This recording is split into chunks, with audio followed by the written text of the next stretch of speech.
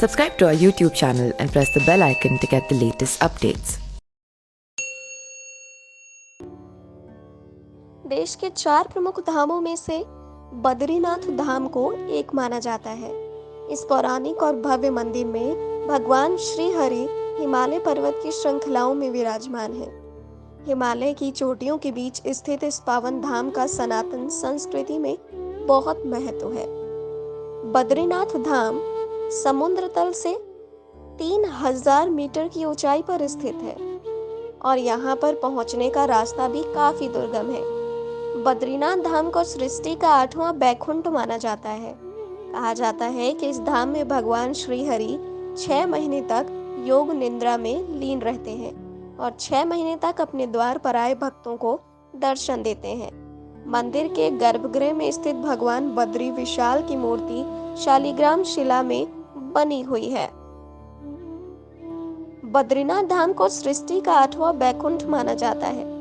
कहा जाता है कि इस धाम में भगवान श्री हरि 6 महीने तक योग निद्रा में लीन रहते हैं और 6 महीने तक अपने द्वार पर आए भक्तों की सुनते हैं। स्कंद पुराण के केदार खंड में भी है इसका वर्ण मान्यताओं के अनुसार लेख। जब गंगा नदी धरती पर अवतरित हुई तो ये 12 धाराओं में बट गई।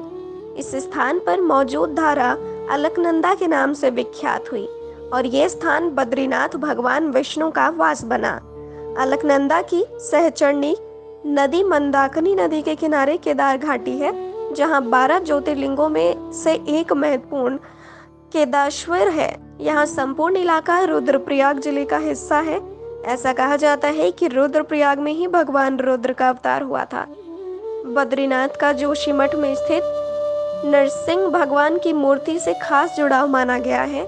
नरसिंह भगवान मूर्ति के संदर्भ में ऐसी मान्यता है कि आदि गुरु शंकराचार्य जी जिस दिव्य शालिग्राम पत्थर में नारायण की पूजा करते थे, उसमें एकाएक भगवान नरसिंह भगवान की मूर्ति उभर आई और उसी क्षण उन्हें नारायण के दर्शन के साथ अद्भुत ज्ञान ज्योति प्राप्त हुई। भगवान नारायण ने उन्हें नरसिंह रूप के रुद्र रूप की जगह शांत रूप का दर्शन दिया। तभी से लोक मंगलकारी नारायण का शांत रूप मूर्तिजन आस्था के रूप में विख्यात है। इसी पावन मंदिर में भगवान बद्रीनाथ के कपाट बंद हो जाने के बाद उनकी मूर्ति को जोशीमठ लाकर हिमकाल 6 महीने तक भगवान बद्रीनाथ की पूजा भी इसी मंदिर में की जाती है। ऐसे में जिस दिन ये हाथ अलग हो जाएगा, उस दिन नर और नारायण पर्वत आपस में मिल जाएंगे और उसी क्षण से बद्रीनाथ धाम का मार्ग पूरी तरह बंद हो जाएगा। ऐसे में भक्त बद्रीनाथ के दर्शन नहीं कर पाएंगे। पुराणों के अनुसार आने वाले कुछ वर्षों में वर्तमान बद्रीनाथ धाम और केदारेश्वर धाम लुप्त हो जाएंगे और वर्षों बाद भविष्य में भविष्य बद्री नामक एक नए तीर्थ का उद्गम होगा। Subscribe to our YouTube channel and press the bell icon to get the latest updates.